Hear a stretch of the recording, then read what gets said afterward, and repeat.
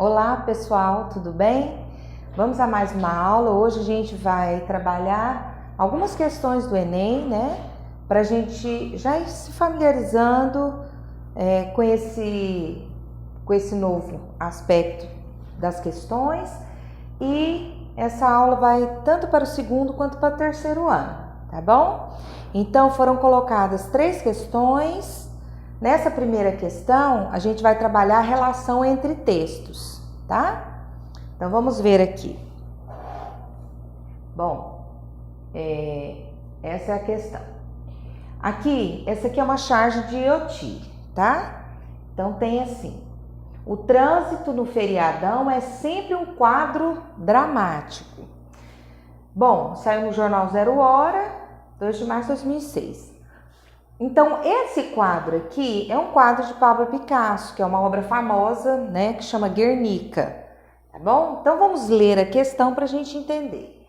Na criação do texto, o chargista IoT usa criativamente um intertexto. Os traços reconstroem uma cena de Guernica. Então, aqui, esse quadro famoso, né, está reconstruindo. Painel de Pablo Picasso que retrata os horrores e a destruição provocados pelo bombardeio em uma pequena cidade da Espanha. Então, esse introdutório aqui é para a gente relembrar o que é o quadro Guernica, de Pablo Picasso. Agora vem a questão da charge. Na charge, publicada no período de carnaval, tá? Recebe destaque a figura do carro, ao centro, ao carro lá, tá? Elemento introduzido por IoT no intertexto. Então, ele retratou a obra de Picasso, né? E colocou nela esse carro, né? Então, com base nesse recorte aqui e na linguagem verbal. Bom, além dessa figura, a linguagem verbal contribui para estabelecer um diálogo entre a obra de Picasso e a charge. Ao explorar, então o que ele quer? Então, nesse texto sincrético, relembrando, é o texto que tem linguagem verbal e linguagem não verbal. Então, esse é um texto sincrético. Ele é intertexto por quê? Porque ele fala da obra de Picasso e sugere essa charge feita por IoT, tá? Então, o que ele fala aqui? Que além da figura, a linguagem verbal, que é o trânsito no feriadão, é sempre um quadro dramático. Ele vai contribuir para estabelecer um diálogo entre a obra de Picasso e a charge. Quando ele explora o quê? Aí agora vem as questões. Então, aí a gente vai ler as questões para a gente ver o que eles vão pedir, tá? Então, vamos lá, olha. Na opção A, diz assim, ao explorar o quê? Uma referência ao contexto, trânsito no feriadão, esclarecendo-se o referente tanto no texto de IoT quanto da obra de Picasso. Então, uma referência ao contexto, trânsito no feriadão, como assim uma referência? Né? Esclarece o referente tanto o texto de IoT quanto a obra. A obra de Picasso nem fala de trânsito, né? Então, essa aí está descartada. Vamos ver a B. Na questão B, uma referência ao tempo presente, com o emprego da forma verbal é. Tudo bem, o verbo é no presente, tá? Evidenciando-se a atualidade do tema abordado. Muito bem, até aqui a gente acha que poderia ser essa. Tanto pelo pintor espanhol quanto pelo chargista brasileiro. O pintor espanhol está falando de trânsito na obra dele? Então, está descartado. Letra C. Um termo pejorativo, trânsito, reforçando-se a imagem negativa de mundo caótico presente tanto em Guernica quanto na charge. Termo pejorativo, trânsito. Trânsito é um termo pejorativo? Não, né? Trânsito é um substantivo comum, mas ele não tem essa noção, essa semântica de pejorativo. Não tem nada aqui desqualificando, né? Então, trânsito não passa essa ideia. Então, de antemão já não é essa questão, tá? Vamos ver a D.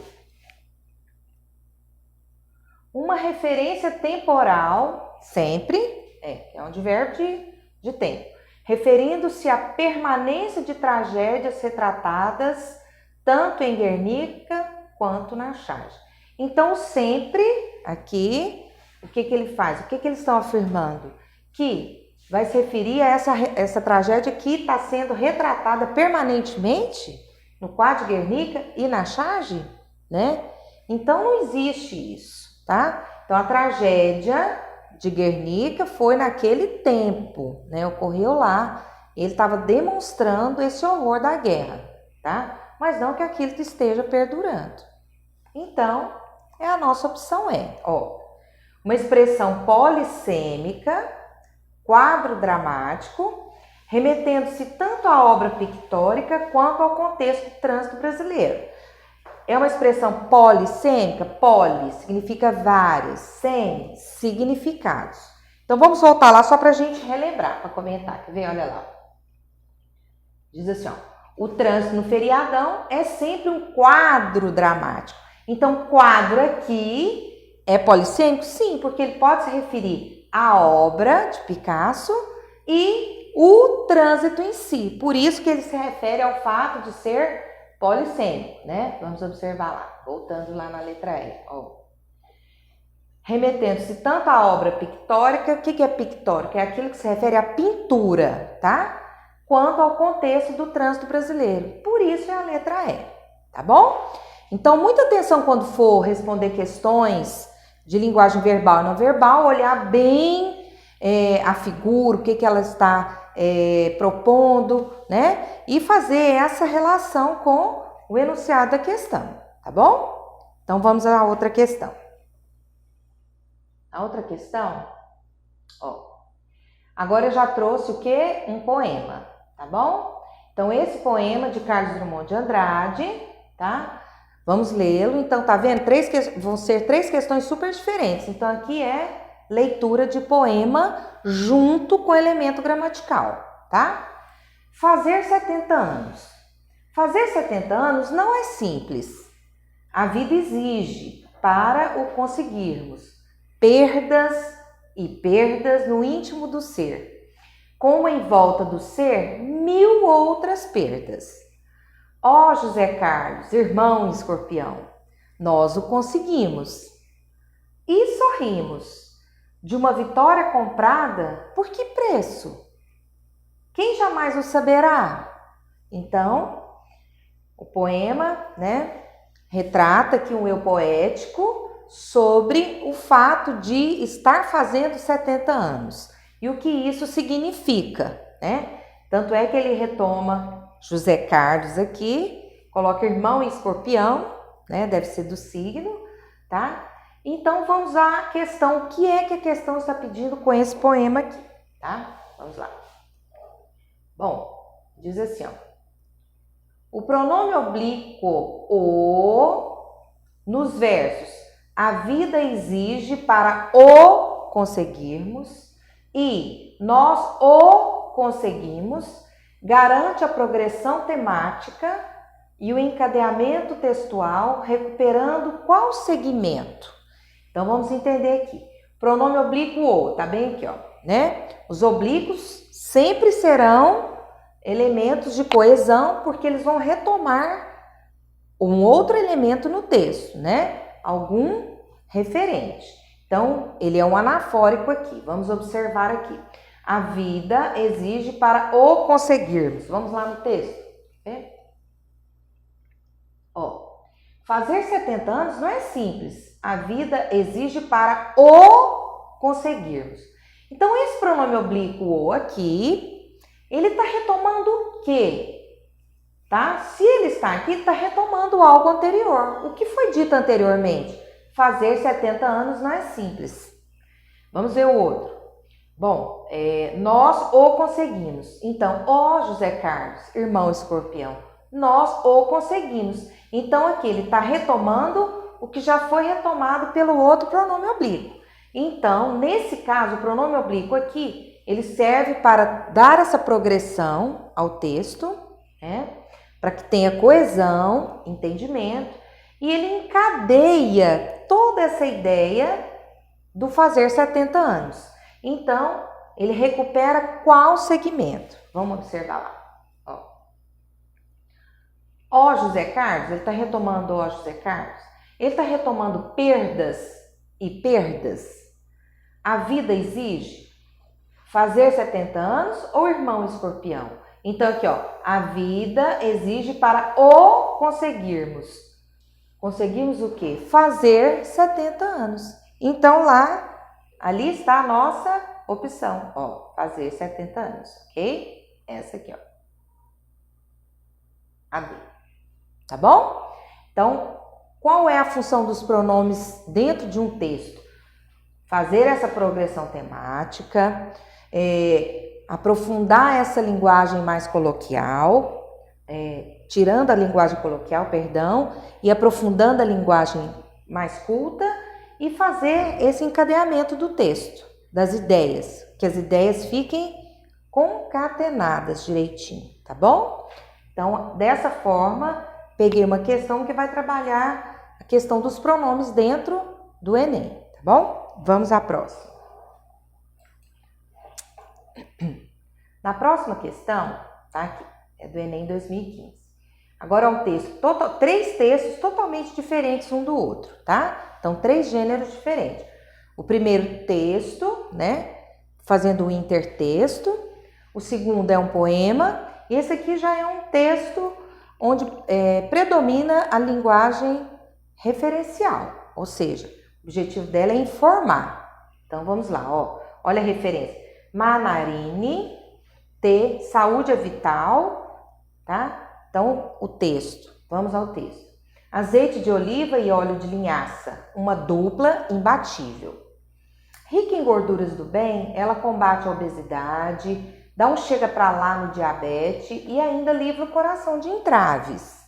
Ninguém precisa esquentar a cabeça caso não seja possível usar os 2 óleos juntinhos no mesmo dia.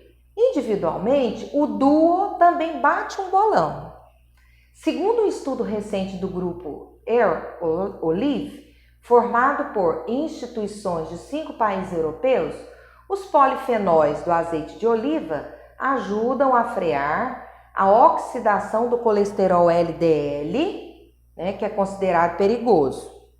Quando isso ocorre, reduz o risco de placas de gordura na parede dos vasos, a temida arteriosclerose, doença por trás de encrencas como o infarto. Então, o texto, né, com o objetivo de informar e falando das propriedades do azeite de oliva, do óleo de linhaça, usados juntamente. Tá, vamos ao enunciado da questão. Vamos lá. Diz assim, ó.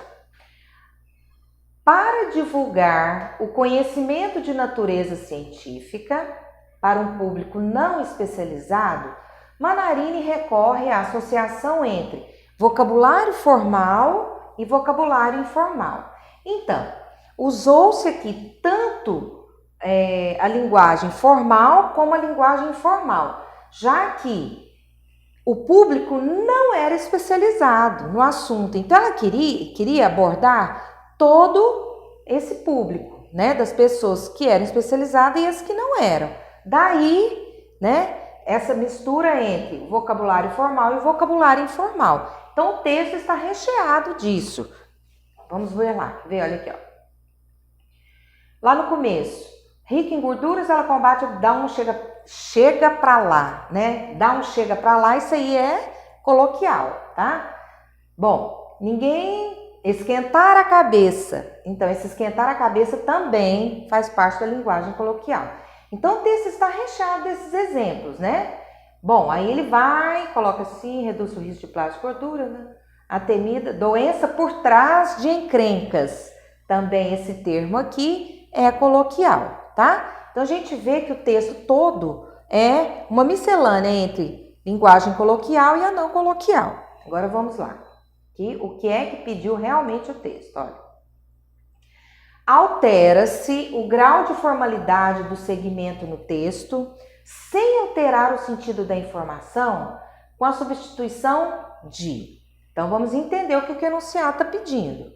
Então, ele está querendo que a formalidade do texto predomina, né? Sem alterar o sentido da informação. Então, o que ele quer? Se a gente substituir um termo coloquial por outro mais formal e não vai alterar o sentido do texto, tá bom? Então, vamos ver aqui, ó. Quando ele diz assim, ó, dá um chega pra lá no diabetes por manda embora o diabetes. Essa opção tá descartada. Por quê? Quando ele diz assim, ó, dá um chega pra lá no diabetes e manda embora, as duas formas são coloquiais. Então, essa opção está descartada. Segunda, B. Esquentar a cabeça por quebrar a cabeça. Tá a mesma coisa do A, né? Então, ele substituiu uma coloquial por outra coloquial também. Então, não é o que a questão está pedindo. Letra C. Bate um bolão por é um show. A mesma coisa também, né? Bater um bolão, quando a gente fala, ih, fulano bate um bolão, significa que é a mesma coisa de dizer que ele é um show, tá? Então, tá descartado. D. Juntinhos por misturadinhos. Tá lá, juntinhos. Ficou também a mesma coisa. Quer ver? Vamos observar aqui. Bom, então quando eu digo juntinhos por misturadinhos, vai continuar sendo coloquial do mesmo jeito, assim como as anteriores. Vamos ver a letra E. Por trás de encrencas, trocando por causadora de problemas. Essa aqui é a nossa opção, ó, né? Por quê? Ela trocou uma expressão totalmente coloquial, quando fala assim, está por trás de encrenca, né? Por causadoras de problemas. Voltando lá no texto, olha aqui, ó, quer ver? Doença por trás de encrencas como o infarto. Doença causadora de problemas como o infarto. Então, a nossa opção que é a mais correta. Então, aqui foram 3 questões para a gente tentar ter essa noção geral de como o Enem cobra a língua portuguesa, seja na gramática, seja dentro da parte da interpretação textual mesmo. Então, esses aqui são exemplos que podem ilustrar, né, o que o Enem está cobrando nas suas questões, tá? Então, são 3 gêneros textuais bem diferentes para você ter essa noção. Agora, você só vai conseguir fazer essas questões se você treinar, né? Treinar e cronometrar dentro do tempo que é previsto, até 3 minutos. Tem questões que não levam isso, então isso já te ajuda nesse treino para você se habilitar a fazer as questões com menos tempo, tá? Então, eu espero que vocês tenham gostado da aula, né? E até o próximo encontro.